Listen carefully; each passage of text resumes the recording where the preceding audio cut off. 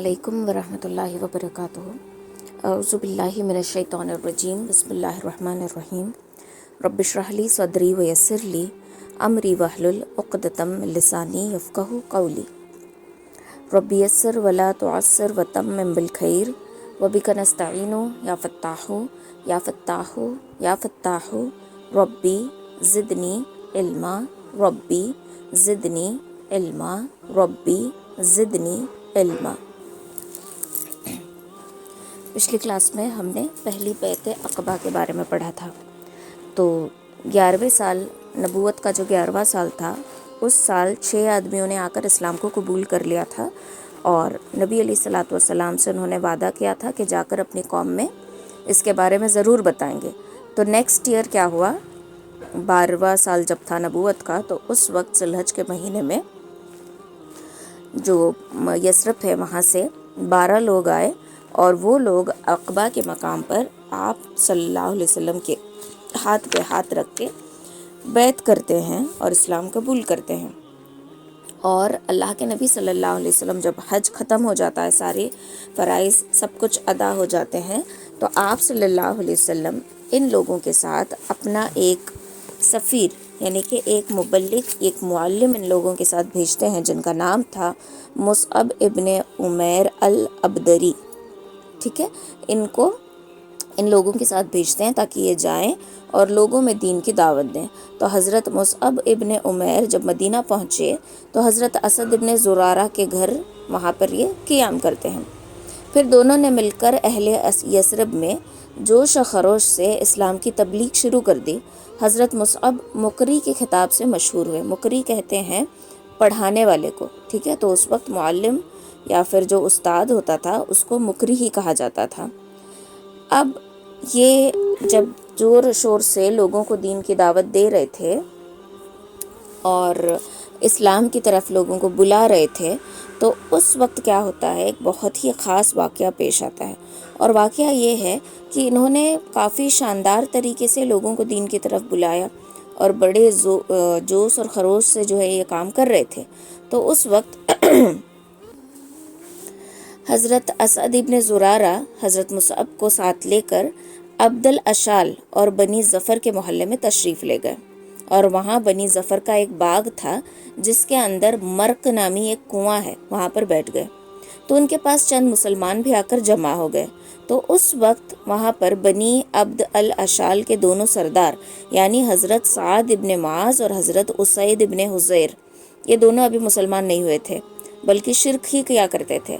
तो उन्हें जब खबर हुई कि हज़रत साद और हज़रत साद ने हज़रत उसैद से कहा कि ज़रा जाओ और उन दोनों की थोड़ा तुम खबर लो, या हमारे कमज़ोरों को बेवकूफ़ बनाने आए हैं, इनको डांट दो और हमारे मोहल्ले में आने से इनको मना कर दो।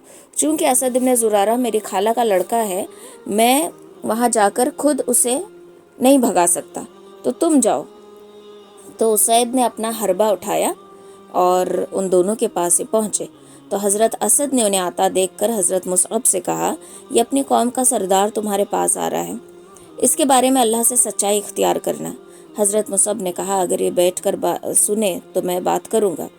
उसैद पहुँचे तो उसके पास खड़े होकर बहुत ही बेजारी से और कुछ अलग अंदाज में बोले, तुम दोनों हमारे यहाँ क्यों आए हो? हमारे कमज़ोरों को बेवकूफ़ बनाते हो? याद रखो, अगर तुम्हें अपनी जान की ज़रूरत है तो हमसे अलग ही रहो तो बेहतर होगा। तो हज़रत मुसअब कहते हैं कि क्यों ना आप बैठ जाएं और कुछ सुने, अगर कोई बात पसंद आ जाए तो कबूल कर लेना, नहीं पसंद आए तो छोड़ देना। हज़रत उसैद ने कहा, ठीक है, तुम बात तो बड़ी इंसाफ वाली करते हो, मुनासिब बात है। तो उसके बाद वो बैठ गए, अपना जो हरबा था साथ में जो लेकर आए थे उसको गाड़ दिया ज़मीन में और बैठ गए। अब हज़रत मुसअब ने इस्लाम की बात शुरू की, कुरान पाक की तिलावत फरमाई और उनका बयान है कि बाखुदा हमने हज़रत उसैद से बोलने से पहले ही, उनके इकरार करने से पहले ही उनके चेहरे की चमक दमक देख कर ही पता लगा लिया कि ये अब इस्लाम ज़रूर कबूल करेंगे। उसके बाद उन्होंने ज़ुबान खोली तो फरमाया, ये तो बड़ा ही उम्दा और बहुत ही खूबसूरत कलाम है। तुम लोग अपने इस दीन को, मतलब इस दीन में जब तुम लोग दाखिल करना चाहते हो किसी को, तो क्या करते हो या फिर उससे क्या करना चाहिए? तो उन्होंने कहा कि ठीक है, आप गुस्ल कर लें, कपड़े पाक कर लें, फिर हक़ की शहादत दें और फिर 2 रकात नमाज पढ़ें उन्होंने उठा, गुस्ल कर लिया, कपड़े पाक किए, कलमा शहादत अदा किया और दो रकात नमाज पढ़ी। फिर बोले, मेरे पीछे एक और शख्स है, अगर वो तुम्हारा पैरोकार बन जाए, उसकी कौम का कोई भी आदमी ऐसा नहीं बचेगा जो इस्लाम ना कबूल कर ले। और इशारा करते हैं साद इब्ने मुआज की तरफ। ठीक है, तो उसके बाद हज़रत उसैद ने अपना हरबा उठाया और पलटकर हज़रत साद के पास पहुंच गए। तो वो अपनी कौम के साथ महफिल में तशरीफ़ फरमा थे और बातचीत कर रहे थे, बातें करने में मशगूल थे। वो उसैद को देखकर, उसैद रज़ियल्लाहु ताला अन्हु को देखकर कहते हैं कि बाखुदा मैं कह रहा हूँ कि ये शख्स जो तुम्हारे पास चेहरा लेकर आ रहा है, ये वो चेहरा नहीं है जो जाते वक्त लेकर गया था। फिर जब हज़रत उसैद महफिल में आकर खड़े हुए तो हज़रत साद ने उनसे दरियाफ्त किया कि तुमने क्या किया। उन्होंने कहा, मैंने उन दोनों से बात की, वल्लाह मुझे तो कोई हर्ज नहीं नज़र आया। वैसे मैंने उन्हें मना कर दिया है और कहा है कि वो यहाँ से चुपचाप चले जाएं। और हाँ, मुझे ये भी मालूम हुआ है कि बनी हारिसा के लोग जो है ना, वो असद इब्न ज़ुरारा को कत्ल करने गए हैं और उसकी वजह ये है कि वो जानते हैं कि असद आपकी खाला का लड़का है, इसलिए असद को वो लोग कत्ल करने गए हैं, लिहाजा वो चाहते हैं कि आप आहद तोड़ दें। ये सुनकर साद गुस्से से भड़क उठे और अपना नेज़ा लेकर वहाँ पर चले गए ताकि अपने खालाजाद भाई को वो बचा लें। जब वो वहाँ पर जाकर पहुँचे तो देखा कि मुसअब और हज़रत असद दोनों आराम से इत्मीनान से बैठे हुए हैं। उनको देखते ही समझ गए कि ये उसैद की चाल थी, एक मंशा था कि मैं भी इनकी बातें सुन लूँ। लेकिन ये उनके पास पहुँचे तो खड़े होकर सख्ती से कहा। असद इब्न ज़ुरारा को मुखातिब हुए और कहने लगे, खुदा की कसम ए अबू मामा, अगर मेरे और तेरे दरमियान कुराबतदारी का मामला ना होता तो तू मुझसे इस बात की उम्मीद ना रख सकता था कि तू हमारे मोहल्ले में आकर ऐसी हरकतें करे और मैं इस बात को गवारा करूं। तो इधर हज़रत असद और हज़रत मुसअब ये दोनों पहले से ही देख रहे थे और दोनों ने एक दूसरे से कह दिया था कि बाखुदा ये जो आ रहा है हमारे पास, अब इससे इस्लाम की दावत हमें देनी पड़ेगी। तो ये जब जाते हैं और मुसअब और असद दोनों इनसे कहते हैं कि आप क्यों ना हमारे साथ थोड़ी देर बैठे और हमारी बात सुने। अगर आपको बात पसंद आती है तो आप बात को कबूल कर लें, अगर पसंद नहीं आती तो हम आपकी नापसंदीदा बात से आपको दूर रखेंगे और उसकी बात हम दोबारा नहीं करेंगे। तो हज़रत साद ने कहा, तुम तो बड़ी इंसाफ की बात करते हो। उसके बाद अपना नेज़ा उन्होंने भी गाड़ दिया। हज़रत मुसअब ने उन पर इस्लाम पेश किया और कुरान की तिलावत की। उनका बयान है कि हमें हज़रत साद के बोलने से पहले ही उनके चेहरे की चमक से पता चल गया था कि ये भी अब इस्लाम कबूल कर लेंगे। उसके बाद उन्होंने ज़ुबान खोली और फरमाया, तुम लोग इस्लाम लाते हो तो क्या करते हो? उन्होंने कहा कि कुछ नहीं, बस आपको गुस्ल करना है, कपड़े पाक करने हैं और हक की शहादत देनी है, फिर 2 रकात नमाज पढ़नी है। तो हज़रत साद ने ऐसा ही किया। उसके बाद ये अपना नेज़ा उठाए और अपनी कौम की महफिल की तरफ तशरीफ़ ले गए। लोगों ने इन्हें देखा तो देखते ही कहने लगे कि ये जो चेहरा लेकर गए थे वो चेहरा के बजाय दूसरा चेहरा लेकर वापस आ रहे हैं। फिर जब हज़रत साद अहले मजलिस के पास आकर रुके तो बोले, ए बनी अब्दुल अशाल, तुम लोग अपने अंदर मेरा क्या मामला रखते हो, यानी मुझे कैसा जानते हो? उन्होंने कहा, आप हमारे सरदार हैं, सबसे अच्छी सूझबूझ के मालिक हैं और हमारे सबसे बाबरकत पासबां हैं। उन्होंने कहा, अच्छा तो सुनो, अब तुम्हारे मर्दों और औरतों से मेरी बातचीत हराम है जब तक कि तुम लोग अल्लाह और उसके रसूल पर ईमान ना ले आओ। उनकी इस बात का यह असर हुआ कि शाम होते होते इस कबीले में कोई भी ऐसी मर्द और औरत नहीं बचा था जो इस्लाम ना कबूल करे या फिर जो मुसलमान ना हुआ, यानी कि पूरा का पूरा इनका जो कबीला था सब के सब लोग मुसलमान हो गए, इस्लाम कबूल कर लिया। सिर्फ एक आदमी जिसका नाम उसैरम था, उसने इस्लाम जंगे उहद के बाद जंगे मुहद के मुअक्खर हुआ, तो यानी कि जंगे उहद जब हुआ तब ये इस्लाम कबूल करते हैं। और जब इस्लाम कबूल किया तो जंग में शामिल हुए, लड़े और काम आ गए। और उनसे नबी अलैहिस्सलातु वस्सलाम ने ये कहा कि इसने अभी अल्लाह के आगे सजदा भी ना किया था और थोड़ा अमल किया लेकिन ज़्यादा अज्र पा लिया।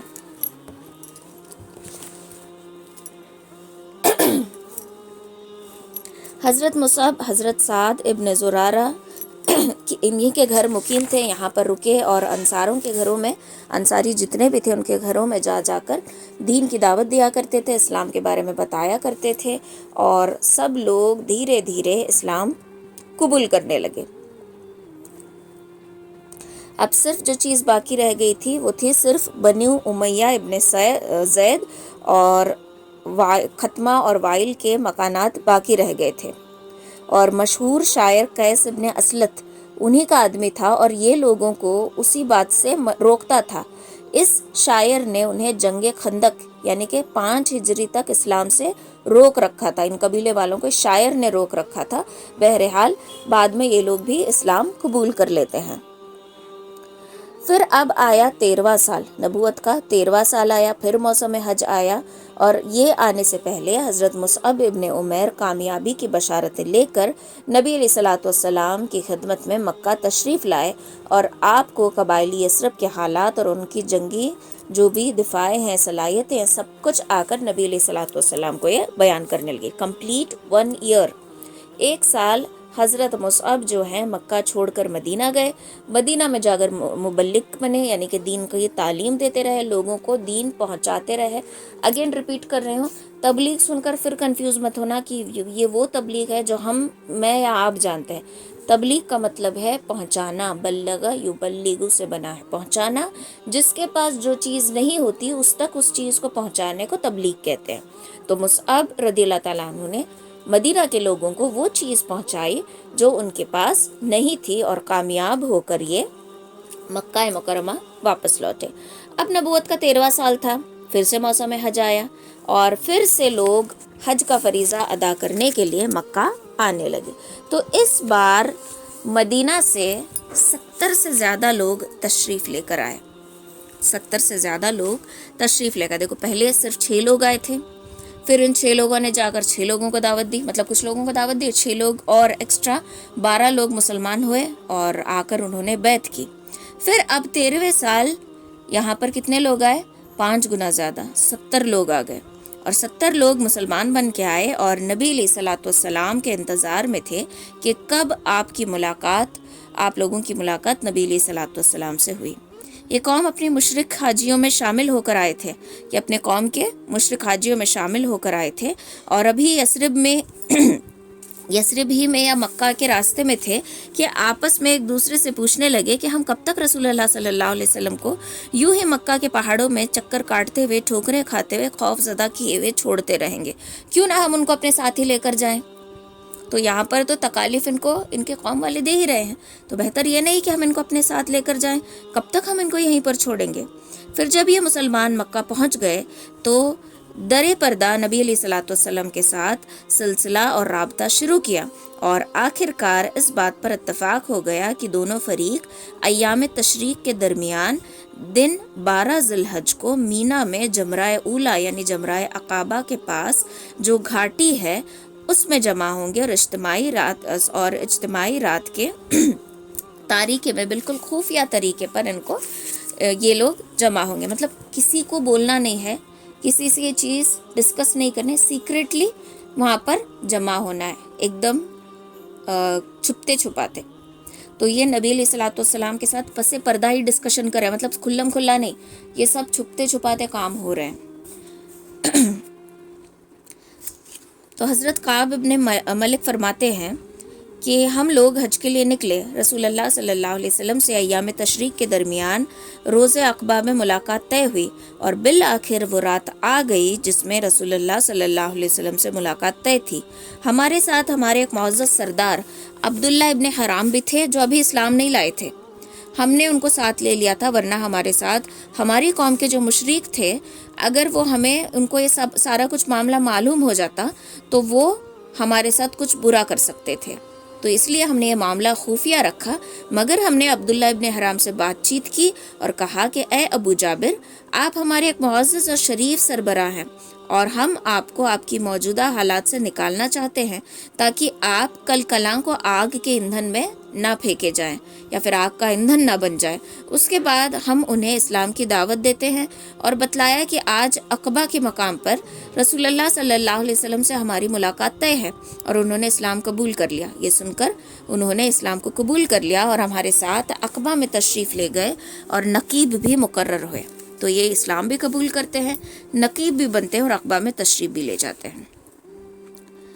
حضرت کعب رضی اللہ تعالیٰ عنہ واقعی کی تفصیلات بیان کرتے ہوئے فرماتے ہیں، ہم لوگ حسب دستور اس رات اپنی قوم کے ہمراہ اپنے اپنے ڈیروں میں سوئے تھے، مطلب جو خیمے لگائے تھے، جو ڈیرے رہتے ہیں اسی میں ہم سوئے تھے، لیکن جب تہائی رات گزر گئی تو اپنے ڈیروں سے نکل کر دھیرے دھیرے رسول اللہ صلی اللہ علیہ وسلم کے ساتھ طے شدہ مقام پر جا پہنچے۔ ہم اس طرح چھپ کے دبک کر نکلتے رہے جیسے چڑیا گھونسلے سے سکڑ کر نکلتی ہے، کوئی آواز نہیں، کوئی ہلچل نہیں، ایک دم خاموشی کے ساتھ ہم چھپتے وہاں سے نکل گئے، یہاں تک کہ ہم سب عقبہ میں جا کر جمع ہو گئے۔ ہماری کل تعداد 75 تھی، 73 مرد اور 2 عورتیں۔ ایک عمارہ نصیبہ بنت قعب تھی جو قبیلہ بنو مزن ابن نجار سے تعلق رکھتی تھی، اور دوسری منیہ اسما بنت عمر تھی جو تعلق قبیلہ بنو سلمہ سے تھا، جنس کا تعلق۔ تو ہم سب گھاٹی میں جا کر جمع ہو کر رسول اللہ صلی اللہ علیہ وسلم کا انتظار کرنے لگے۔ آخر کار وہ لمحہ آ ہی گیا جب آپ تشریف لے کر آئے۔ آپ کے ساتھ آپ کے چچا حضرت عباس بھی تھے۔ وہ اگرچہ ابھی تک قوم کے اپنی پچھلی قوم کو چھوڑ کر دین میں شامل نہیں ہوئے تھے، ابھی مسلمان نہیں ہوئے تھے، لیکن پھر بھی اپنے بھتیجے کے معاملات میں موجود تھے، کیونکہ وہ اطمینان رکھنا چاہتے تھے اپنے بھتیجے کے بارے میں کہ کہیں ان کے ساتھ کچھ بھی ہو نہ جائے، یعنی کوئی ان کو نقصان نہ پہنچا دے، اس لیے اپنے بھتیجے کے ساتھ رہتے تھے۔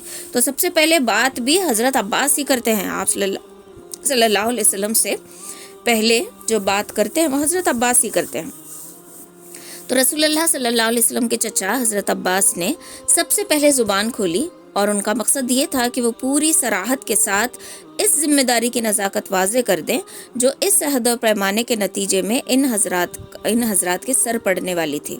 چنانچہ انہوں نے کہا، دیکھو اب یہ لوگ اسلام قبول کرنے والے ہیں، ہاتھ پہ ہاتھ رکھ کے بیعت لینے والے ہیں، اور کہیں نہ کہیں ان کا انٹینشن یہ بھی ہے کہ نبی علیہ الصلوۃ والسلام کو اپنے ساتھ لے کر چلے جائیں۔ تو اب چچا اپنے بھتیجے کو اکیلا تو نہیں چھوڑ سکتے تھے، انہوں نے ابھی اسلام نہیں قبول کیا تھا حضرت عباس نے، لیکن وہ اپنے بھتیجے کو اکیلا بھی نہیں چھوڑ سکتے تھے، اور اس بات کی ان کو تسلی چاہیے تھی کہ میرا بھتیجا جو ہے وہ سیف ہے۔ تو اس کے لیے یہ پہلے ہی لوگوں سے خود بات کرنا چاہتے تھے، کیونکہ جب یہ لوگ مسلمان ہونے والے ہیں تو ان کے سر پر بہت ساری مصیبتیں پڑیں گی، تو ان مصیبتوں کے باوجود کیا تم میری بھتیجے کا ساتھ دو گے، ان کا ساتھ کبھی نہیں چھوڑو گے، یہ انہیں پوچھنا تھا۔ تو یہ خزرج کے لوگوں، تو یہ لوگ آتے ہیں اور کہتے ہیں، اے خزرج کے لوگوں، عام اہل عرب انصار کے دونوں ہی قبیلے، یہاں پر خزرج اور اوس کے جو قبیلے آئے تھے ان دونوں کو خزرج کے کہا جاتا ہے۔ تو انہوں نے کہا، اے خزرج کے لوگوں، ہمارے اندر محمد صلی اللہ علیہ وسلم کی جو حیثیت ہے وہ تمہیں معلوم ہی ہے۔ ہماری قوم کے جو لوگ دینی نقطۂ نظر سے ہمارے اس جیسی رائے رکھتے ہیں، ہم نے محمد صلی اللہ علیہ وسلم کو ان سے محفوظ رکھا ہے۔ وہ اپنے قوم اور اپنے شہر میں قوت اور عزت اور طاقت اور حفاظت سے رہ رہے ہیں، مگر اب وہ تمہارے یہاں جانے اور تمہارے ساتھ لاحق ہونے پر مصیر ہیں، لہٰذا اگر تمہارا یہ خیال ہے کہ تم انہیں جس چیز کی طرف بلا رہے ہو اسے نبھا لو گے اور انہیں ان کے مخالفتوں سے، جو ان کی مخالف کر رہے ہیں، جو ان کے دشمن ہیں، ان سے بچا لو گے تو ٹھیک ہے، تم نے جو ذمہ داری اٹھائی ہے تم جانو اور تمہارے نبی جانے، لیکن اگر تمہارا یہ اندازہ ہے کہ تم انہیں اپنے ساتھ لے جاؤ گے، اپنے پاس لے جانے کے بعد ان کا ساتھ چھوڑ کر کنارہ کشی کر جاؤ گے، تو پھر ابھی ہی چھوڑ دو، ان کو اپنے ساتھ لے جانے کی ضرورت نہیں ہے، کیونکہ وہ اپنی قوم اور اپنی شہر جیسے بھی ہیں یہاں پر عزت اور حفاظت سے ہیں، اپنے ساتھ ان کو لے جانے کی ضرورت بالکل بھی نہیں ہے۔ حضرت کعب کہتے ہیں کہ ہم نے عباس رضی اللہ تعالیٰ عنہ سے کہا کہ آپ کی بات ہم نے سن لی، اب اللہ کے رسول آپ گفتگو فرمائیے، اپنے لیے اور اپنے رب کے لیے جو عہد اور پیمان پسند کرے وہ کر لیجئے۔ اس جواب سے پتہ چلا کہ اس عظیم ذمہ داری کو اٹھانے اور یہ خطرناک جو بھی رزلٹس آنے والے ہیں اس کو فیس کرنے کے لیے سب لوگ تیار تھے۔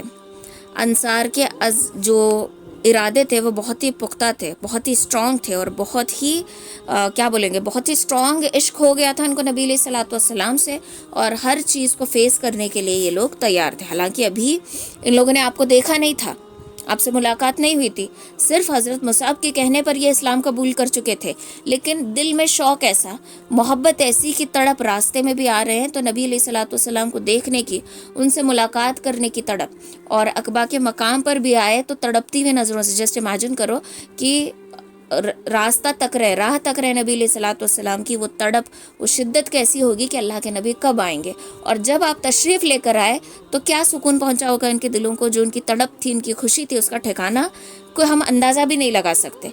तो ये इनका हाल था कि ये हर एक मुसीबत को फेस करने के लिए तैयार थे। अब बैत का जो वक्त था वो आ गया। हज़रत जाबिर रज़ियल्लाहु ताला अन्हु ने इसकी रिवायत की है, फरमाते हैं कि ए अल्लाह के रसूल, हम आपके हाथ पर हाथ रखकर किस बात पर बैत करेंगे, यानी क्या बैत करेंगे? तो आपने फरमाया कि इस बात कर के चुस्ती और सुस्ती, हर हाल में बात सुनोगे और मानोगे, चाहे तुम चुस्त रहो चाहे तुम सुस्त रहो, हर हाल में तुम बात सुनोगे भी और मानोगे भी। तंगी और खुशहाली, हर हाल में माल खर्च करोगे, चाहे तुम्हारी तंगी हो चाहे खुशहाली हो, हर हाल में तुम्हें माल खर्च करना है, कंजूसी बिल्कुल नहीं करनी। भलाई का हुक्म दोगे और बुराई से रोकोगे, लोगों में भलाई का हुक्म देना है और बुराई से लोगों को रोकना है। अल्लाह की राह में उठ खड़े होंगे और अल्लाह के मामले में किसी मलामत गर की मलामत की परवाह नहीं करोगे, यानी कि अल्लाह की राह में जब तुम खड़े हो गए और कोई मलामत करने वाला आकर मलामत करने लगे तो तुम किसी की कोई बात नहीं सुनोगे, बात तुम नहीं मानोगे। और जब मैं तुम्हारे पास आ जाऊंगा तो मेरी मदद करोगे, और जिस चीज़ से अपने जान और अपने बाल बच्चों की हिफाजत करते हो उससे मेरी भी हिफाजत करोगे तो तुम्हारे लिए जन्नत है। हज़रत काब की रिवायत है जिसमें ये जो हज़रत काब की भी रिवायत है जिसमें ये जो 5 बातें बताई गई ना, इसका जिक्र आपने इस तरीके से भी किया है कि मैं तुमसे इस बात पर बैत लेता हूँ कि तुम उस चीज़ से मेरी हिफाजत करोगे जिससे अपने बाल बच्चों की हिफाजत करते हो।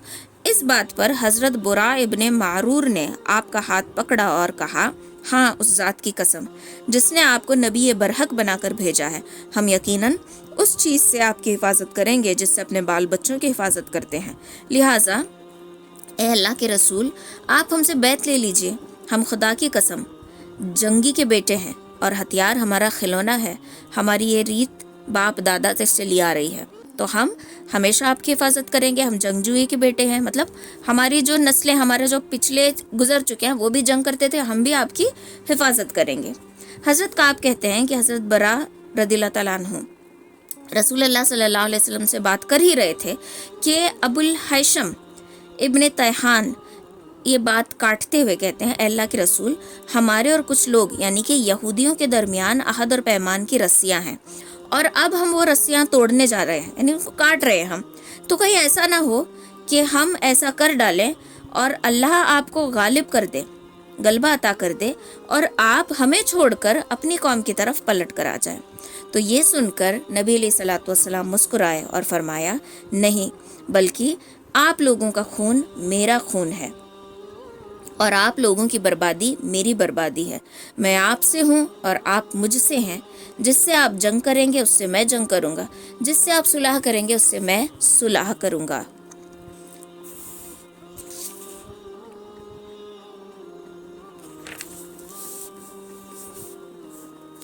अब बैत की सारी तकमील हो गई, लोग बैत लेते हैं सब लोग। फिर उसके बाद हज़रत अब्बास को अभी भी तसल्ली नहीं है। हज़रत अब्बास रज़ियल्लाहु ताला अन्हु और हज़रत अब्बास इब्ने उबादा इब्ने नज़ाला ने कहा, तुम लोग जानते हो कि ये जो हैं, यानी कि नबी अलैहिस्सलातु वस्सलाम किस तरफ इशारा किया और कहा कि किस बात पर बैत कर रहे हो उनसे, तुम लोग ये जानते हो? तो फिर सब लोगों ने कहा कि जी हाँ। ये आवाज़ें गूंजने लगी। फिर हज़रत अब्बास ने कहा, तुम लोग इनसे सुर्ख और सियाह लोगों से जंग की बैत कर रहे हो। تم لوگ یہ صرف 5 باتوں کی بیعت نہیں کر رہے، تم لوگ سرخ اور سیاہ لوگوں سے جنگ کرنے کی بھی بیعت کر رہے ہو۔ اگر تمہارا یہ خیال ہو کہ جب تمہارے اموال کا صفایا کر دیا جائے گا اور تمہارے اشراف قتل کر دیے جائیں گے اور تم ان کا ساتھ چھوڑ دو گے، تو میں پھر سے کہہ رہا ہوں ابھی سے چھوڑ دو، کیونکہ اگر تم انہیں لے جا کر وہاں پر چھوڑ دو گے تو یہ دنیا اور آخرت دونوں کی رسوائی ہوگی۔ اور اگر تمہارا یہ خیال ہے کہ تم مال کی تباہی اور اشراف کے قتل کے باوجود وہ عہد نبھاؤ گے جس کی طرف تم نے انہیں بلایا ہے، تو پھر بے شک تم انہیں لے جاؤ، کیونکہ یہ خدا کی قسم دنیا اور آخرت کی بھلائی ہے۔ اس پر سب نے ایک آواز ہو کر کہا، ہم مال کی تباہی اور اشراف کا قتل کا خطرہ مول لے رہے ہیں اور انہیں قبول کر رہے ہیں۔ اے اللہ کے رسول، ہم یہ عہد پورا کرتے ہیں، اور ہم اگر یہ عہد پورا کر بھی لیں گے تو اس کے عوض ہمیں کیا ملے گا؟ مطلب کیا ملے گا ہمیں یہ کرنے کے بعد؟ تو آپ صلی اللہ علیہ وسلم نے فرمایا جنت۔ لوگوں نے عرض کیا آپ ہاتھ آگے بڑھائیے اور ہم بیعت لینا شروع کرتے ہیں۔ حضرت جابر کا بیان ہے کہ اس وقت ہم بیعت کرنے اٹھے تو حضرت اسعد ابن زرارہ نے، جو 70 آدمیوں میں سب سے کم عمر کے تھے، اسد ابن زرارہ جو ہے سب سے کم عمر کے تھے، تو انہوں نے آپ کا ہاتھ پکڑ لیا اور بولے، اہل یثرب ذرا ٹہر جاؤ، ہم آپ کی خدمت میں اونٹوں کے کلیجے مار کر، یعنی کہ لمبا چوڑا سفر کر کے یہاں پر آئے ہیں۔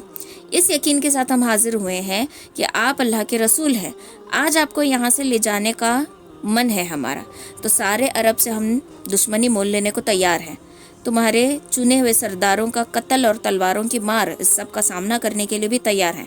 لہٰذا اگر یہ سب کچھ برداشت کر سکتے ہو تم لوگ تو اطمینان سے یہ بیعت لے لو، اگر تم لوگ یہ برداشت نہیں کر سکتے، اگر تم یہ ساری چیزیں کہ عرب کے جو بھی سردار ہیں ان سے دشمنی مول لے رہے ہیں، ہم ایک اپوزٹ سیکشن میں ہم کھڑے ہو رہے ہیں، اپوزٹ ہے ہم لوگ، تو جب ہم اپوزیشن میں کھڑے ہو رہے ہیں تو بہت ساری چیزیں ہمیں، بہت سارے کرائسس ہمیں فیس کرنے پڑیں گے، بہت ساری دشمنیاں ہمیں مول لینی پڑیں گی، اور اگر تم اس سب کا یہ طاقت رکھتے ہو، سب کا حوصلہ رکھتے ہو، تو ہی تم یہ بیعت لے لو، کیونکہ اگر تمہیں ایسا سوچ کر بیعت لے رہے ہو تو اس کا اجر اللہ کے ذمہ ہے، اور اگر تمہیں اپنی جان عزیز ہے تو انہیں ابھی چھوڑ دو، ابھی بیعت مت لو، اگر تمہیں اپنی جان پیاری ہے تو یہ بیعت مت لو، یہ اللہ کے نزدیک زیادہ قابل قبول ہوگا۔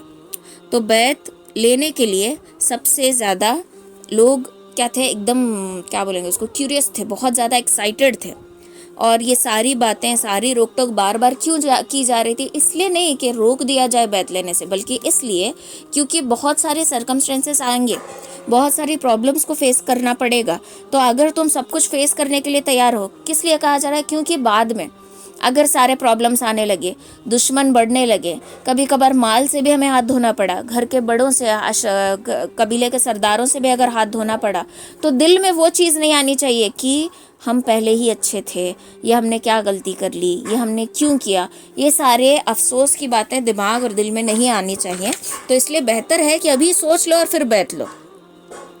تو بیعت کی جو بھی ساری چیزیں تھیں وہ تو پہلے ہی طے ہو چکی تھی کہ بیعت میں کیا کیا باتیں ہونے والی ہے، کیا کیا عہد لیا جائے گا، سب۔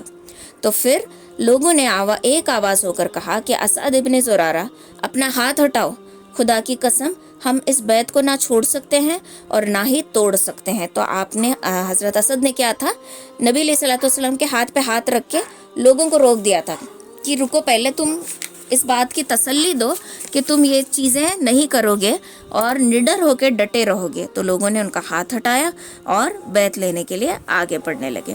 تو یہ سنتے ہی حضرت اسد کو اچھی طریقے سے معلوم ہو گیا کہ قوم کس حد تک اس راہ عشق میں اب مبتلا ہو چکی ہے، اتنا عشق، اتنی محبت اللہ اور اس کے رسول صلی اللہ علیہ وسلم سے ہو گیا ہے کہ ہر ایک چیز کا سامنا کرنے کے لیے تیار ہیں۔ در حقیقت حضرت اسد ابن زرارہ حضرت مصعب ابن عمیر کے ساتھ مل کر مدینہ میں اسلام کے سب سے بڑے مبلغ تھے، انہوں نے سب سے زیادہ دین کی محنت کی ہے مدینہ میں، اس لیے یہ لوگ بیعت کے وقت لوگوں کو سمجھا رہے تھے کہ دیکھو یہ چیزیں آ سکتی ہے، تو تم اپنے آپ کو مینٹلی اور فزیکلی پریپیئر کر کے ہی بیعت لینا۔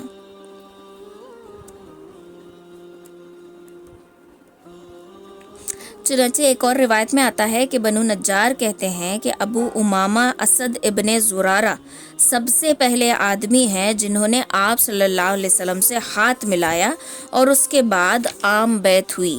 حضرت جابر کا بیان ہے، ہم لوگ ایک ایک آدمی کر کے اٹھے اور آپ صلی اللہ علیہ وسلم سے ہم نے بیعت لی اور اس کے عوض آپ نے ہمیں جنت کی بشارت دی۔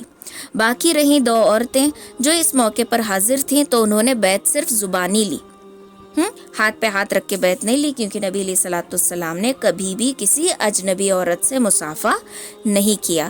تو یہاں پر ہمیں ایک اور سیکھ یہ مل رہی ہے کہ آپ صلی اللہ علیہ وسلم کی سنت ہے، آپ کا طریقہ ہے، آپ کے ادب اور آپ کے اخلاق ہیں کہ آپ نے کبھی کسی غیر عورت سے مصافحہ نہیں کیا۔ تو یہاں پر ہمیں سیکھ کیا ملتی ہے؟ جب ہم اسکول جا رہے ہیں، جب ہم کالج جا رہے ہیں، جب ہم کہیں جاب کر رہے ہیں، چاہے ہم ہاسپٹل میں جاب کریں، چاہے ہم کالج میں جاب کریں، چاہے اسکول میں، چاہے کسی آفس میں، کسی کمپنی میں، ویر ایور، چاہے ہماری انٹرنشپ چلی ہو، کچھ بھی ہو، دھیان رکھیں کہ کسی غیر مرد سے ہاتھ نہ ملائیں۔ دیکھو نبی علیہ الصلوۃ والسلام نے بھی ہاتھ نہیں ملایا تھا، تو ہمیں بھی یہ سوچ کر کہ یہ میرے نبی کے اخلاق ہیں اور میرے نبی کا طریقہ ہے اور مجھے اس پر عمل کرنا ہے، ہاتھ شیک ہینڈ کرنے کی ضرورت بالکل بھی نہیں ہے۔ بیعت مکمل ہو چکی تو رسول اللہ صلی اللہ علیہ وسلم نے یہ تجویز رکھی کہ 12 سربراہ منتخب کر لو، اپنے لوگوں میں سے نا تم لوگ 12 لوگ چن لو، اور آپ نے ارشاد فرمایا کہ فوراً اپنے لوگوں میں سے تم لوگ جو ہیں چن لو جو تمہارے رہبرا ہوں گے۔ تو لوگوں میں سے 9 خزرج کے تھے اور 3 اوس کے تھے۔ یہ سارے لوگ چن لیے گئے۔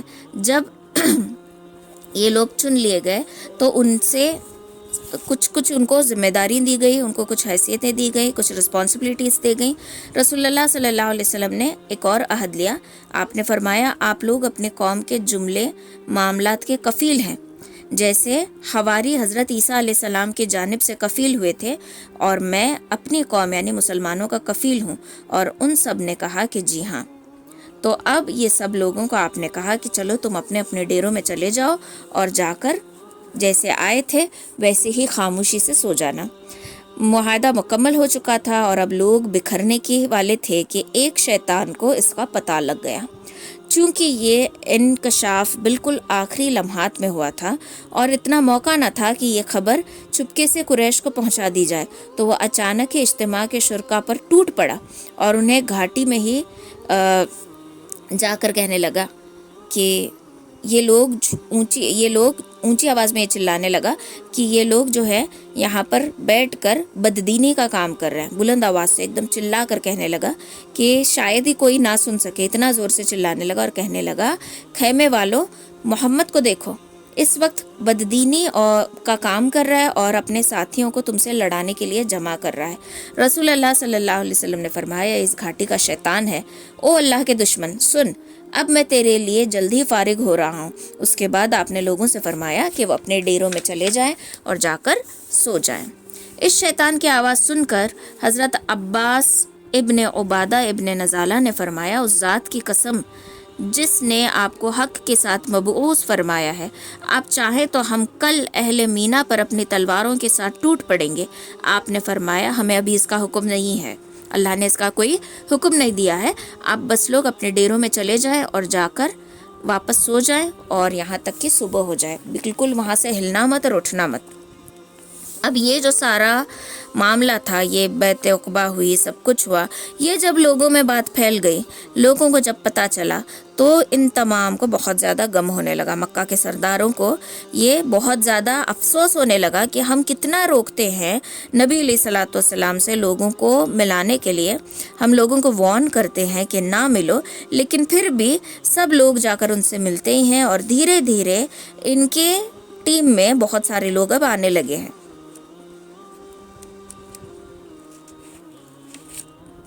تو اب مکہ کے سرداروں میں یہ بھی خیال آیا تھا کہ ان کو نقصان پہنچا دے، لیکن پھر قوم کے کچھ لوگوں نے کہا کہ بالکل مت کرنا ایسے، کیونکہ تمہارے جو تجارتی قافلے ہیں وہ سعد رضی اللہ تعالیٰ عنہ کے قبیلے سے ہو کر جاتے ہیں، اگر تم نے ایسا کچھ کیا تو تم مصیبت مول لوگے، تمہیں بہت ہی مشکل کا سامنا کرنا پڑے گا۔ تو یہ دوسری بیعت تھی۔ تو ہمیں یہاں پر دیکھو جو چیزیں سیکھنے کی ہیں، امپورٹنٹ بات ہے یہ ہے، پہلی تو چیز ایک مبلغ کا کام، ایک دائی کا کام یا پھر ایک استاد کا کام کیا ہے۔ اب ضروری نہیں کہ مبلغ ہونے کے لیے آپ کو سرٹیفکیٹ لانا ہی پڑے۔ نارمل انسان، کامن انسان جس کو دین کی کچھ باتیں پتہ چل جائیں اور وہ ان کو اچھے سے سمجھ چکا، جان چکا، اس پر عمل کر چکا، اب اس کی ذمہ داری ہے کہ وہ غائب تک ان باتوں کو پہنچائے، کیونکہ نبی علیہ الصلوۃ والسلام نے آخری خطبے میں کیا کہا تھا کہ جو حاضر ہیں وہ غائب تک میری بات کو پہنچائیں۔ تو لہٰذا ہم سب پر بھی یہ ذمہ داری آتی ہے کہ جب ہم کوئی دین کی بات سنتے ہیں، کوئی اچھی بات سنتے ہیں، تو ہماری یہ رسپانسبلٹی ہے کہ ہم اس کو آگے پہنچائیں، جنہوں نے نہیں سنا ان کو یہ بات ہم سنائیں۔ پہلی رسپانسبلٹی ہماری یہ ہے۔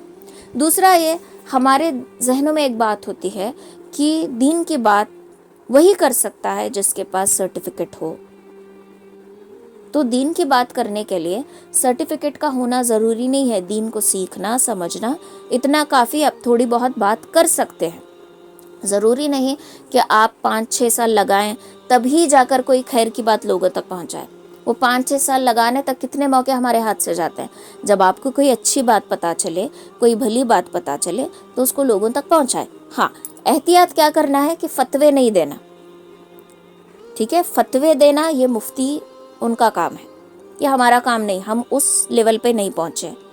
ہمیں صرف کیا کرنا ہے، خیر کی بات لوگوں تک پہنچانے، اور یہاں ہم مار کھا جاتے ہیں۔ ہم فتوے دینے میں بڑی جلدی کرتے ہیں، عمل کرنے میں بہت دیر ہے ہماری، لیکن فتوے دینے میں ہم بہت جلدی کرتے ہیں کہ یہ چیز ناجائز ہے، یہ چیز غلط ہے، تم حرام کام کر رہے ہو، تم جہنم میں جاؤ گے۔ ڈائریکٹ ہم نے ڈکلیئر کر دیا، اعلان کر دیا۔ یہ چیز اللہ تعالیٰ کو بہت زیادہ ناپسندیدہ ہے۔ اللہ کہتا ہے کہ تم کون ہوتے ہو میرے بندے کے لیے فیصلے کرنے والے؟ تو یہ فیصلے ہمیں نہیں کرنا، یہ فتوے ہمیں نہیں دینا۔ ہاں، اگر ہمیں کوئی فتویٰ صحیح سے پتہ ہے تو آپ بتا سکتے ہو، لیکن پھر بھی آخر میں یہی کہنا ہے کہ آپ دوبارہ کسی مفتی سے اس کے بارے میں ڈسکس کر لینا۔ تو دین کی بات آگے پہنچانی ہے، فتوے نہیں دینے، یہ بات پہلے ذہن میں بٹھا لو، ٹھیک ہے؟ پھر اس کے بعد دین جہاں سے مل رہا ہے اس کو حاصل کر لو۔ دین کیا ہے؟ ہم حدیثوں میں پڑھتے ہیں الدین یسر، دین آسان ہے، دین خیر خواہی ہے، دین محبت ہے۔ بیس جو ہے ہمارے دین کا، ہمارے دین اسلام کی بنیاد جو ہے وہ محبت ہے، اور یہی مین چیز ہے جو ہم نہیں سمجھتے۔ ہمارے دین کی بنیاد صرف اور صرف محبت ہے۔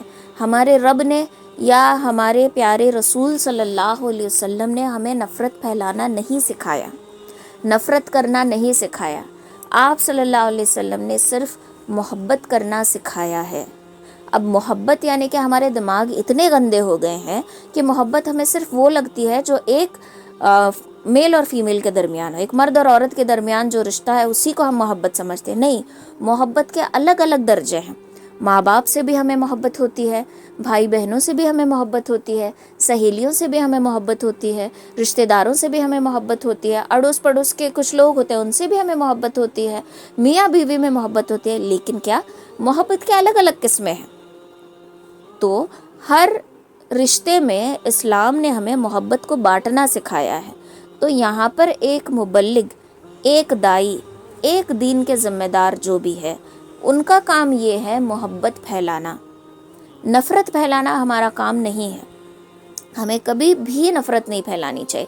لیکن آج افسوس کے ساتھ کہنا پڑتا ہے، ہماری جو قوم، اب دیکھو حضرت مصعب اور حضرت اسد کے گھر یہ جا کر رکے، کتنے لوگ گئے تھے؟ صرف ایک، اور دین کا کام کرنے لگے۔ دین کا کام کرتے کرتے اللہ نے ایسی مدد کی کہ اتنے لوگ مسلمان ہو گئے۔ سعد ابن معاذ رضی اللہ تعالیٰ عنہ کے تو پورے قبیلہ مسلمان ہو گئے۔ اب انہوں نے کیا کیا ہوگا ایسا کہ قبیلہ مسلمان ہو گیا؟ یا آپ کے اخلاق تھے، یا آپ کے بات کرنے کا طریقہ تھا، یہ قرآن پڑھ کے سنانے کی تاثیر تھی جو لوگوں کے دل پہ اثر کر رہی تھی۔ اور یہ کیوں ہو رہا تھا؟ کیونکہ آپ نے یہ کام محبت سے کیا۔ آج لاکھوں کا مجموعہ ہوتا ہے، ان میں سے لاکھوں میں سے کچھ کے دلوں پہ بات اثر ہوتی ہے، کچھ کے دلوں پہ بات اثر نہیں ہوتی، اور کبھی کبھار تو بات اثر ہوتی ہی نہیں ہے۔ کیوں نہیں ہوتی؟ کیونکہ وہ جو لیول کی تبلیغ پہلے کی جاتی تھی، وہ جو لیول کا کام پہلے نبی علیہ الصلوۃ والسلام کے دور میں کیا جاتا تھا، وہ لیول اب ہمارے اندر باقی نہیں رہا ہے۔ ہمارے اندر آپسی پھوٹ پڑ گئی ہے۔ ہم کہنے کا تو ایک امت ہے، لیکن اندر سے امت کھوکھلی ہو رہی ہے۔ اور یہ ہم سب کی ذمہ داری ہے کہ ہم اس امت کے ذمہ دار ہیں، نبوت کے جو کام کے ذمہ دار ہیں۔ نبی علیہ الصلوۃ والسلام تو دنیا سے پردہ فرما گئے، لیکن سب کو ایک ذمہ داری دے کر گئے، کیا؟ ایک بن کے رہو، آپسی تعلقات اچھے قائم کر کے رہو۔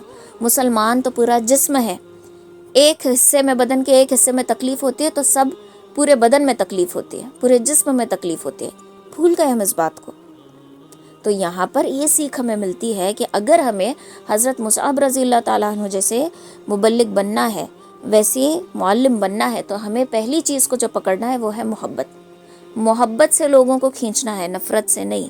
جب ہم نفرت بانٹیں گے تو پھوٹ پڑے گی، اور آج ہمارے اندر یہ سب سے بڑی کمی ہے کہ ہم نفرت کو زیادہ موٹیویٹ کر رہے ہیں، نفرت زیادہ پھیلا رہے ہیں۔ اور نفرت کیا ہم پھیلا رہے ہیں کہ تم کون سے جماعت سے بلونگ کرتے ہو، تم کون ہو، تم سنی ہو، تم شیعہ ہو، تم اہل حدیث ہو، تم یہ ہو، تم وہ ہو۔ اور اس چکر میں ہم بھول گئے کہ ہم کون ہیں۔ ہم ان ٹکڑوں میں نہیں بٹے، ہم مسلمان ہیں، یہ ہمارے ذہن میں فٹ ہونا چاہیے، اور ہم یہ چیز بھول ہی گئے ہیں۔ اور اس کا نتیجہ یہ ہے کہ یہ جو ہمارے اندر پھوٹ پڑی ہے، امت اندر سے کھوکھلی ہو چکی ہے، اور چونکہ امت اندر سے کھوکھلی ہو چکی ہے، دشمن اس کا ناجائز فائدہ اٹھا رہے ہیں۔ آج مسلمان تکلیف میں کیوں ہے؟ کیونکہ ہم نے ایک دوسرے سے جو بانڈنگ ہے وہ اس بیس پر نہیں رکھی جس بیس پہ رکھنی چاہیے تھی، اور وہ ہے محبت۔ اس لیے جب دین کی بات لوگوں تک پہنچاؤ تو یہ مت سوچو کہ سامنے والا کون سی جماعت سے بلونگ کرتا ہے، سننے والا بھی یہ نہ سوچے کہ سامنے والا کون سی جماعت سے ہے، کون سی جماعت سے بول رہا ہے، بلکہ یہ سوچیں کہ بولنے والا بھی میرا بھائی مسلمان ہے، میری بہن مسلمان ہے، میں سننے والا بھی یا سننے والی بھی مسلمان ہوں، اور یہ اللہ کی بات بتا رہا ہے اور میں اللہ کی بات سن رہا یا سن رہی ہوں، بات ختم۔ زیادہ ان الجھنوں میں نہیں پڑھنا جس میں ہمیں پڑھانا چاہتے ہیں، اس میں پڑھ کر ہم اپنے آپ کو کمزور کر رہے ہیں اور کچھ بھی نہیں کر رہے۔ اور یہی ایک مین ریزن ہے کہ ہم پیچھے پڑتے جا رہے ہیں۔ لوگ کہتے ہیں کہ نہیں مسلمان ان ایجوکیٹڈ ہے، مسلمان تو پنچر نکالنے والے ہیں، مسلمان تو یہ ہیں وہ ہیں۔ یہ بعد کی بات ہے، میرے حساب سے تو یہ بات ہے ہی نہیں۔ مین جو بات ہے نا وہ یہ ہے، اگر اس پہ ہم کام کریں گے، نفرت پھیلانا بند کر دیں گے۔ آپ یقین نہیں کریں گے، یہ جو آن لائن کلاسز ہے، میں نے فرسٹ جو لاک ڈاؤن تھا، کووڈ کا پہلا لاک ڈاؤن، تب میں نے شروع کیا تھا۔ جب میں نے شروع کیا تو بہت سے میسیجز مجھے آئے تھے۔ کیا میسیج؟ آپ کا عقیدہ کیا ہے، آپ کی جماعت کون سی ہے، آپ کیا بات کرو گے، آپ کے بیلیفز کیا کیا ہیں، اور آپ کون سی جماعت سے کرتے ہو، وہ کرتے ہو۔ ابھی اللہ کا کرم یہ چیزیں بند ہیں، لیکن مجھے اتنے کال آتے تھے، اتنے میسیجز آتے تھے، اور آدھے سے زیادہ لوگ یہ کیلکولیشن میں تھے کہ کہاں مجھے پکڑیں، کون سی بات میری پکڑیں، کہاں مجھے غلط ثابت کریں۔ یہاں تک کہ معمولی سی اگر کسی آیت کے پڑھنے میں غلطی مطلب ایسی غلطی نہیں کہ معنی پلٹ جائے، ایسی غلطی کہ جہاں اکفا کرنا ہو وہاں میں نے نہیں کیا، تو اس ایک غلطی کے لیے بھی مجھے 3-4 کال آتے تھے۔ تو یہ کیا ہے؟ اس کا مطلب یہ ہے کہ ہم دین کی بات بھی سنتے ہیں تو اس نیت سے کہ کون سی غلطی پکڑے، کہاں اس کو اٹکائیں، کہاں اس کو برا کریں۔ صرف میری بات نہیں، میں تو کچھ بھی نہیں ہوں، یہ ہر ایک جگہ کی بات ہے۔ ہم غلطیاں پکڑنے کے لیے دین کی بات سنتے ہیں۔ تو بتاؤ، ہمارے آپسی جب نیتیں ایسی ہیں، ہماری امت کا حال یہ ہے، تو غیر اس کا فائدہ کیسے نہیں اٹھائے گا؟ ہماری مثال ایسی ہے جیسے کہ اسلام ایک فیکٹری ہے۔ آپ کو ایزی وے میں سمجھاؤں تو اسلام جو ہے ایک فیکٹری ہے، ہم سب اس کے مزدور ہیں، ٹھیک ہے؟ ہم سب اس کے مزدور ہیں اور ہم کام کر رہے ہیں۔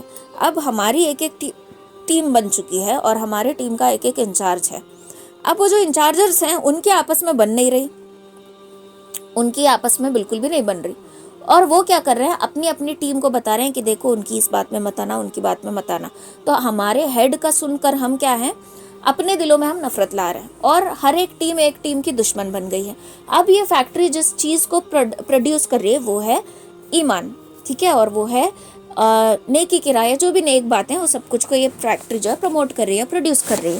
لیکن جب اس کے مینیجرز، اس کے ورکرز، اس کے سارے مزدور آپس میں یہ سب لوگ لڑ رہے ہیں، تو فیکٹری کا جو سیل ریٹ ہے وہ ڈراپ ہو جائے گا، نیچے آ جائے گا، اور دیکھتے فیکٹری ڈوب جائے گی۔ جب یہ فیکٹری ڈوبنے لگی تو اس کے جو کمپیٹیٹرز ہوتے ہیں، جو چاہتے ہیں کہ فیکٹری ڈوبے، وہ اس کا فائدہ اٹھائیں گے کہ دیکھو یہ کمزور ہو رہی ہے، ابھی وقت ہے، اس پر ہم ہتھوڑا مار دیتے ہیں یا پھر اس کو ہم اور زیادہ نقصان پہنچا دیتے ہیں، اور غیر کے دوسرے فیکٹری والے آ کر کیا ہے، اس فیکٹری کو برباد کرنے میں تل جاتے ہیں اور بڑی آسانی سے برباد کر دیتے ہیں، کیونکہ آپسی مزدوروں میں ہی ایک ہی نہیں ہے، جو انچارجز ہیں، جو ہیڈس ہیں، ان میں بھی ایک ہی نہیں ہے، تو آسانی سے جو دوسرے فیکٹری والے ہیں وہ اس کو اوورٹیک کر لیتے ہیں۔ اور اللہ تعالیٰ نے بھی قرآن میں کیا فرمایا ہے کہ تم جس کام کے لیے مقرر کیے گئے ہو، اگر تم وہ کام صحیح طریقے سے نہیں کر رہے ہو تو ہم یہ ذمہ داری تم سے چھین کر غیروں کو دے دیں گے، دوسروں کو دے دیں گے۔ اور یہی چیز ہو رہی ہے کہ نہیں ہو رہی ہے ہمارے ساتھ؟ ذرا سوچو، معمولی بیس کی چیزیں سوچو۔ الدین یسرن، دین آسان ہے۔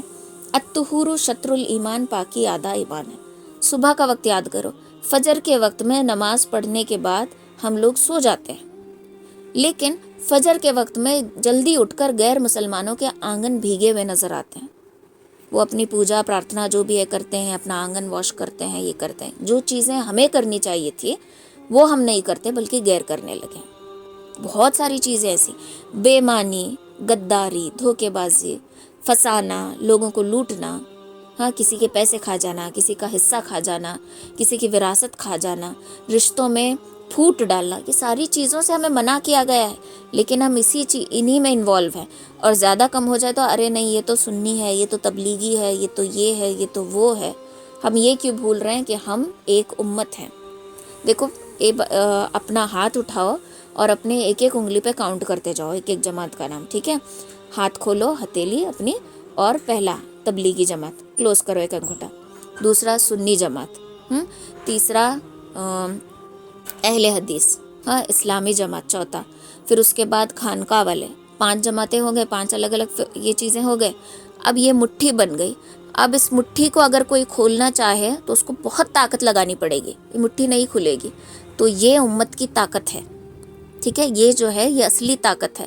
جب یہ مٹھی کھل جاتی ہے، انگلیاں الگ ہو جاتی ہے، تو انگلیوں کو آسانی سے توڑا جا سکتا ہے، لیکن مٹھی کو کوئی نہیں توڑ سکتا۔ اور یہ ہماری طاقت ہے، اس کو ہم نہیں سمجھ پا رہے ہیں۔ جب اس کو ہم سمجھ جائیں گے تو ہم واقعی وہ زندگی جئیں گے جو ہمیں جینے کا حق تھا، لیکن آج ہم وہ نہیں جی رہے کیونکہ ہماری مٹھی ابھی بنی ہی نہیں ہے، ہم انگلیوں میں بٹ چکے ہیں، ٹھیک ہے؟ تو یہ ہماری طاقت ہے۔ تو یہ سیکھ ہمیں یہاں پر مل رہی ہے کہ جب ہم دین کی بات کریں تو محبت کو پھیلائیں، نفرت کو نہیں پھیلانا، نفرت کو بالکل بھی نہیں پھیلانا، نفرت کو پروموٹ کرنا ہی نہیں ہے۔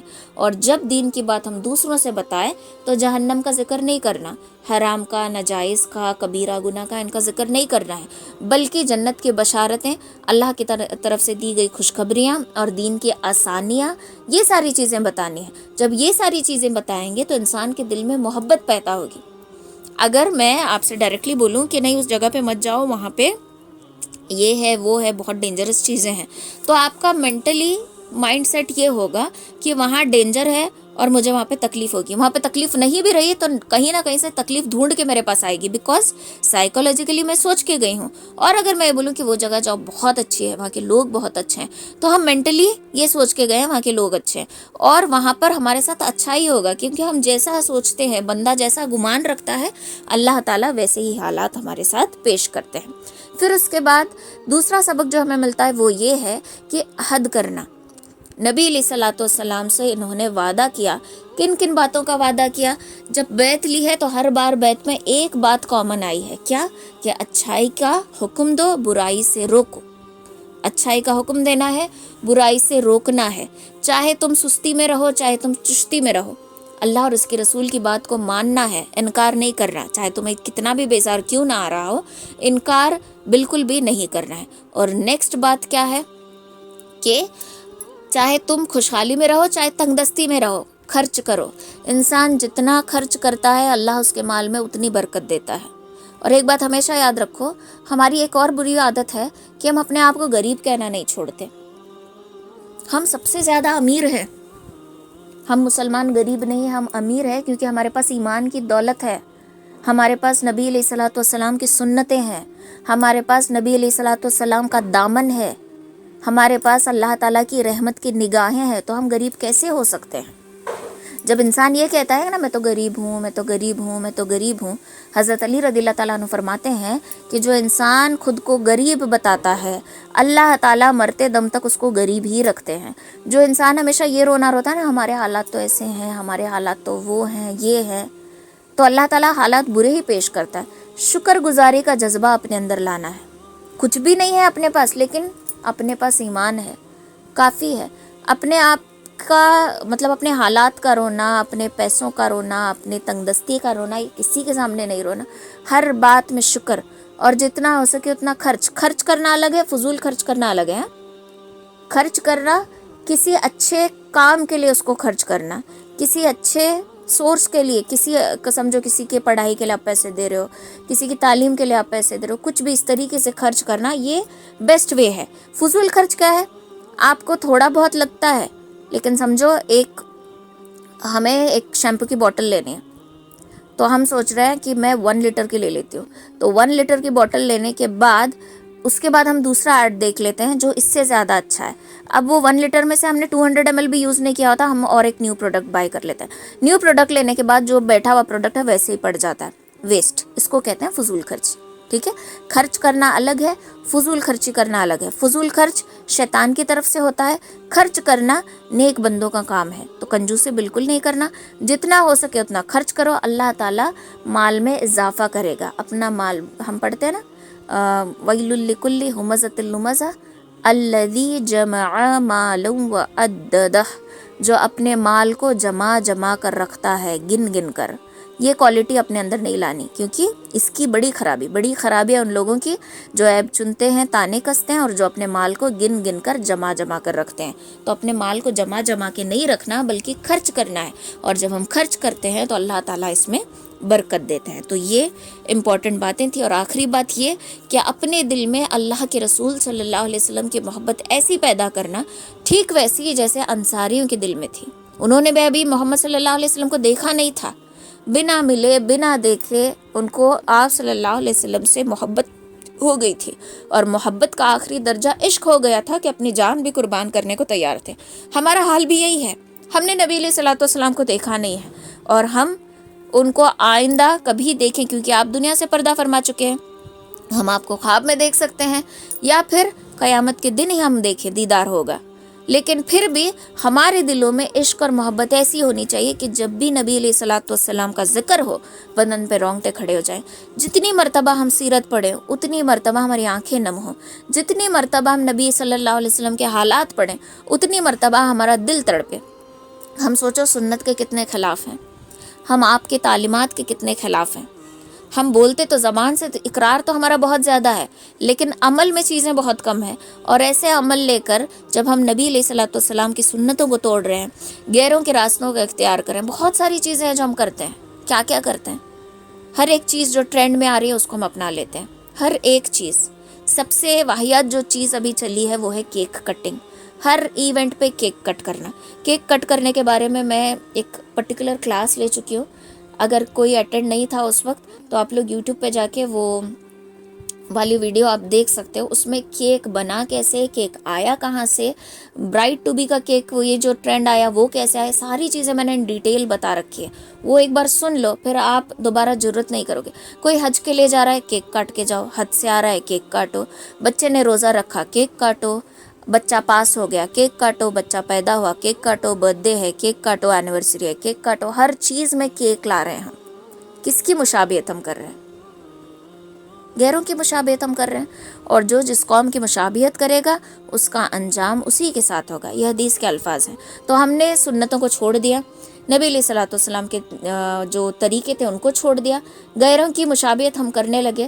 تو قیامت کے دن ذرا سوچو، جب ہم اٹھائے جائیں گے ایک جگہ اور کھڑے کر دیے جائیں گے ان لوگوں کے ساتھ جن کو ہم نے فالو کیا تھا، تو کتنی بڑی انسلٹ ہوگی.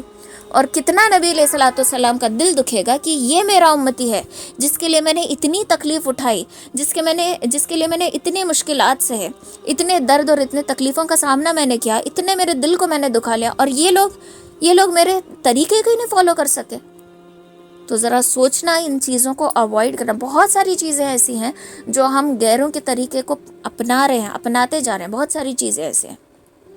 تو ان تمام چیزوں کو اوائڈ کرنا ہے، اچھے مسلمان بن کے رہنے کی کوشش کرنا ہے. ٹھیک ہے. تو آج کی سیرت کے چیپٹر سے ہمیں یہی چیزیں پتہ چلتی ہیں. اگلی کلاس میں ہم پڑھیں گے ہجرت کے بارے میں. ایک سیکنڈ.